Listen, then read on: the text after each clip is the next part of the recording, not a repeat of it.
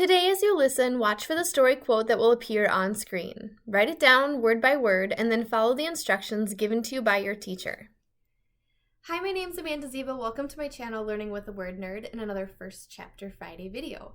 If you are a reader who is looking for a good mystery, then today's book is for you because I'm going to be reading the first chapter of Heist Society by New York Times bestselling author Allie Carter. When Katarina Bishop was 3, her parents took her to the Louvre to case it. For her 7th birthday, Katarina and her Uncle Eddie traveled to Austria to steal the crown jewels. When Kat turned 15, she planned a con of her own, scamming her way into the best boarding school in the country, determined to leave the family business behind. For good. Unfortunately, leaving the life for a normal proves harder than she expected. Soon, Kat's friend and former co-conspirator, Hale, appears out of nowhere to bring her back into the world she's tried so hard to escape. But he has a good reason. A powerful mobster's priceless art collection has been stolen, and he wants it returned. Only a master thief could have pulled off this job, and Kat's father isn't just on the suspect list. He is the list. Caught between Interpol and a far more deadly enemy, Kat's dad needs her help. For Kat, there is only one solution. Track down the paintings and steal them back. So what if it's a spectacularly impossible job? She's got 2 weeks, a teenage crew, and hopefully just enough talent to pull off the biggest heist in her family's very crooked history. And with any luck, she'll steal her life back along the way. Chapter 1. No one knew for certain when the trouble started at the Colgan school. Some members of its alumni association blamed the decision to admit girls. Others cited newfangled liberal ideas and a general decline in the respect for elders worldwide. But no matter the theory, no one could deny that recently, life at Colgan School was different. Oh, its grounds were still perfectly manicured. 3/4 of the senior class were already well on their way to being early accepted into the Ivy League. Photos of presidents and senators and CEOs still lined the dark paneled hallway outside the headmaster's office. But in the old days, no one would have ever declined admission to Colgan on the day before classes started, forcing the administration to scramble to fill the slot. Historically, any vacancy would have been met with a waiting list a mile long, but this year, for some reason, there was only one applicant eager to enroll at that late date. Most of all, there'd been a time when honor meant something at Colgan School, when school property was respected, when the faculty were revered, when the headmaster's mint condition 1958 Porsche Speedster would never have been placed on the top of the fountain in the quad with water shooting out of its headlights on an unusually warm evening in November. There had been a time when the girl responsible, the very one who had lucked into that last-minute vacancy only a few months before, would have had the decency to admit what she'd done and quietly take her leave of the school, but unfortunately, that era, much like the headmaster's car, was finished.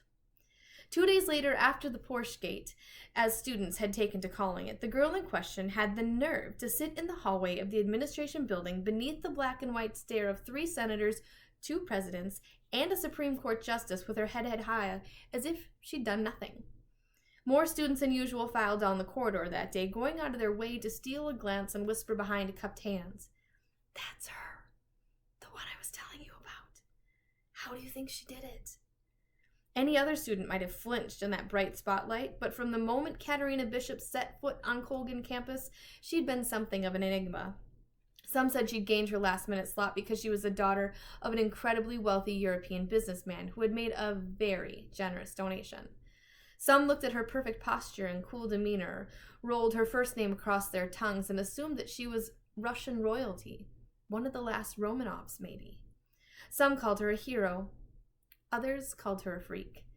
Everyone had heard a different story, but no one knew the truth. That Kat had really grown up all over Europe, but she wasn't an heiress. That she did, in fact, have a Fabergé egg, but she wasn't a Romanov. Kat herself could have added 1,000 rumors to the mill, but she stayed quiet, knowing that the only thing no one would believe was the truth. "Katarina," the headmaster's secretary called. "The board will see you now." Kat rose calmly, but as she stepped toward the open door 20 feet from the headmaster's office, she heard her shoes squeak. She felt her hands tingle. Every nerve in her body seemed to stand on end as she realized somehow in the last 3 months she had become someone who had worn squeaky shoes. That, whether she liked it or not, they were going to hear her coming. Kat was used to looking at her room and seeing all the angles, but she'd never been in a room quite like this before. Though the hallway outside was long and straight, this room was round. Dark wood surrounded her, dim lights hung from a low ceiling. It felt like Kat was almost in a cave, except for a tall, slim window where a narrow beam of sunlight came pouring in. Suddenly, Kat found herself reaching out, wanting to run her hands through the rays. But then someone cleared his throat, a pencil rolled across the desk, and Kat's shoes squeaked again, bringing her back to the moment. "You may sit down." The voice came from the back of the room, and at first Kat didn't know who'd spoken. Like the voice, the faces before her were unfamiliar. The 12 on her right were wrinkle-free and fresh, students just like her, or as much as her like a Colgan student possibly could be. The 12 people on her left had hair that was a little thinner, or makeup that was a little heavier. But regardless of age, all the members of the Colgan School Honor Board were wearing identical black robes and impassive expressions as they watched Kat walk to the center of the circular room. "Sit, Ms. Bishop," Headmaster Franklin said from his place in the front row. He looked especially pale in his dark robe. His cheeks were too puffy, his hair too styled. He was the sort of man, Kat realized, who probably wished he were as fast and sporty as his car. And then, despite everything, Kat grinned a little, imagining the headmaster himself propped up in the middle of the quad, squirting water. As Kat took her seat, the senior boy beside the headmaster rose and announced, "The Colgan School Honor Board shall come to order." His voice echoed around the room. "All who wish to speak shall be heard. All who wish to follow the light shall see. All who wish to seek justice shall find truth. Honor for one," the boy finished, and before Kat could really process what she'd heard, 24 voices chorused, "Honor for all." The boy sat and ruffled through the pages of an old leather-bound book until the headmaster prodded. "Jason." "Oh, yeah." Jason picked up the heavy book. "The Colgan School Honor Board will hear the case of Katarina Bishop, sophomore. The committee will hear testimony that on the 10th of November, Ms. Bishop did willfully steal personal property." Jason chose his words carefully, while a girl in the second row stifled a laugh.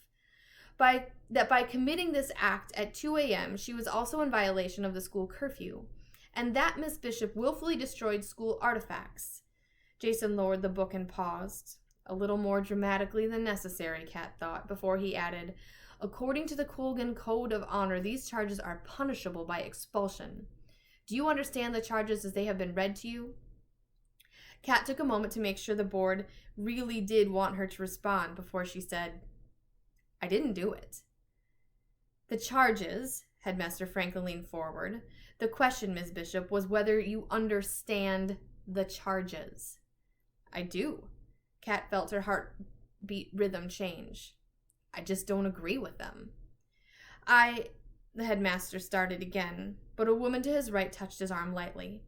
She smiled at Kat as she said, "Headmaster, I seem to remember that in matters such as this, it's customary to take the student's full academic history into account. Perhaps we should begin with a review of Miss Bishop's record?" "Oh," the headmaster seemed to deflate a bit. "Well, that's quite right, Miss Connors, but since Miss Bishop has only been with us a few months, she has no record to speak of." "But surely this is not the first school the young woman has attended?" Miss Connors asked, and Kat bit back a nervous laugh. Well, yes," the headmaster admitted grudgingly. "Of course, and we tried to contact those schools, but there was a fire at Trinity that destroyed the entire admissions office and most of their records. And the Byrne Institute experienced a terrible computer crash last summer, so we've had a very difficult time finding things." The headmaster looked at Kat as if the disasters must follow wherever she went. Miss Connors, on the other hand, looked impressed. "Those are two of the finest schools in Europe." "Yes, ma'am. My father, he does a lot of work there." "What do your parents do?" As Kat searched the second row for the girl who'd posed the question, she started to ask exactly why her parents' occupations mattered, but then she remembered that Colgan was the kind of place where who your parents were and what they did always seemed to matter. "My mother died when I was 6. A few people gave a slight slight sigh at this, but Headmaster Franklin pressed on. "And your father?" he asked, unwilling to let a conveniently deceased mother swing any sympathy votes Kat's way. "What does he do?" "Art," Kat said simply, carefully. "He does a lot of things, but he specializes in art." At this, the head of the fine arts department perked up. "Collecting?" the man asked. Again, Kat had to fight back a smile. "More like distribution." "Interesting though this may be," Headmaster Franklin interrupted, "it does not pertain to the matter at hand." Kat could have sworn he stopped himself from saying, "to my convertible." No one responded. The only motion in the room was the dust that seemed to dance in the narrow beam of falling light. Finally, Headmaster Franklin leaned forward and narrowed his eyes. Kat had seen lasers with less focus as the headmaster snapped, "Miss Bishop, where were you on the night of November 10th? "In my room. Studying." "On a Friday night? You were studying?" The headmaster glanced at his colleagues as if this was the most outrageous lie any Colgan student had ever dared to utter. "Well, Colgan is an exceptionally difficult institution. I have to study." "And you didn't see anyone?" Jason asked. "No, Oh, but someone saw you, didn't they, Miss Bishop?" Headmaster Franklin's voice was cold and sharp.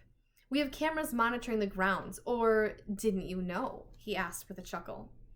But of course Kat knew about the cameras. She suspected she knew more about every aspect of Colgan security than the headmaster did, but she didn't think this was the appropriate time to say so. There were too many witnesses. Too much was at stake, and besides, the headmaster was already smiling triumphantly and dimming the lights with remote control. Kat had to twist in her chair to see a section of a round wall sliding up the aisle, revealing a large TV. "This young woman bears a striking resemblance to you, does she not, Miss Bishop?"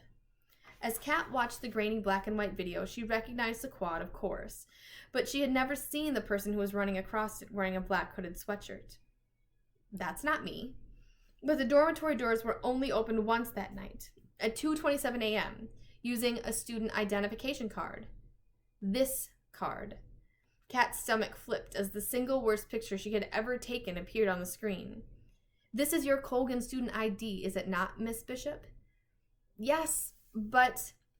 "And this," Headmaster Franklin reached beneath his seat, "was found during a search of your belongings." The personalized license plate Colgan 1 seemed to glow as he held it above his head.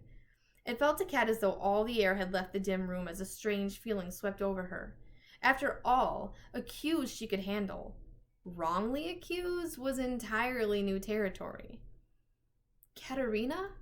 Ms. Connors asked, as if begging Kat to prove them wrong. "I know that seems like a lot of very convincing evidence," Kat said, her mind working, gears spinning.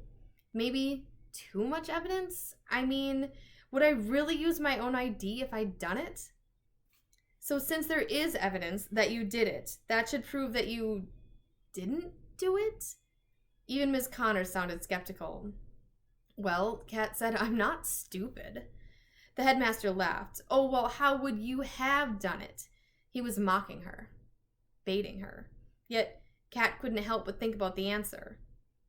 "There's a shortcut behind Warren Hall that was closer and darker and completely void of cameras. The doors wouldn't need an ID to open if you had enough bubblicious to cover the sensor on your way out, but if you're gonna pull a prank of that nature, you don't do it the night before a morning when the maintenance staff will be awake long before the students." Headmaster Franklin smiled glumly, relishing her silence, as if he were so smart. But Kat had already learned that people at Colgan were frequently wrong, like when her Italian teacher had said that Kat's accent would always make her stand out on the streets of Rome, even though Kat had already passed for a Franciscan nun during a particularly difficult job at Backen City. She thought about how silly her art history teacher had sounded when she'd waxed poetic about seeing the Mona Lisa, when Kat knew for a fact that the Louvre's original had been replaced with a fake in 1862. Kat had learned quite a lot of things before enrolling at the Colgan school, but the thing that she knew best was this was the kind of place where she could never share them. "I don't know about Trinity or Byrne or any of those European schools, young lady, but here at the Colgan school we follow the rules." The headmaster's fist banged the table. "We respect the property of others. We adhere to the honor code of this institution and the laws of this country. But Kat already knew about honor. She'd grown up with her own set of rules, and the first rule of Katarina Bishop's family was simple. Don't get caught. Katarina, Miss Connor said, do you have anything to add that might explain this? Kat could have said, that's not me, or there must be some kind of mistake. The great irony was that if this had been an ordinary con, she could have lied her way through it without a second thought, but the truth? She wasn't so good at that. Her ID badge had been duplicated. The license plate had been planted in her room. Someone had dressed like her and made sure they were caught on camera. She'd been framed, and Kat didn't dare say what she was thinking. That whoever had done it was very, very good. Kat's bags were packed in 20 minutes. She might have lingered saying her goodbyes, but there were no goodbyes to say, and so after 3 months at Colgan, Kat couldn't help but wonder if the day she got expelled from boarding school might become the proudest moment of her family's long and colorful past. She imagined everyone sitting around Uncle Eddie's kitchen table years from now, telling about the time little Katarina stole a whole life and then walked away without a trace. Well, almost.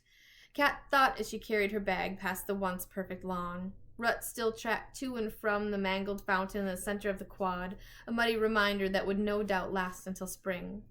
She heard laughter coming from behind her and turned.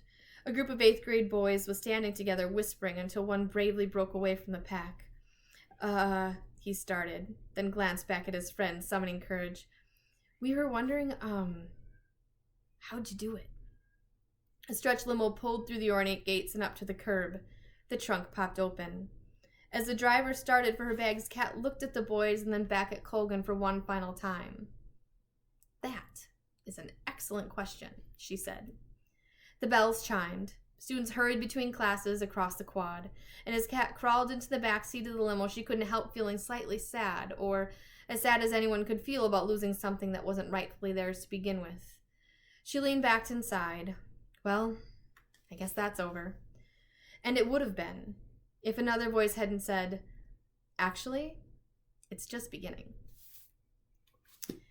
If you are intrigued about what happens to Kat next, and who framed her, and why they did it, you're going to want to pick up your copy of Heist Society at the library or your local indie bookstore or in the link in the description box. I hope you love it as much as I did, and you come back again for another First Chapter Friday video.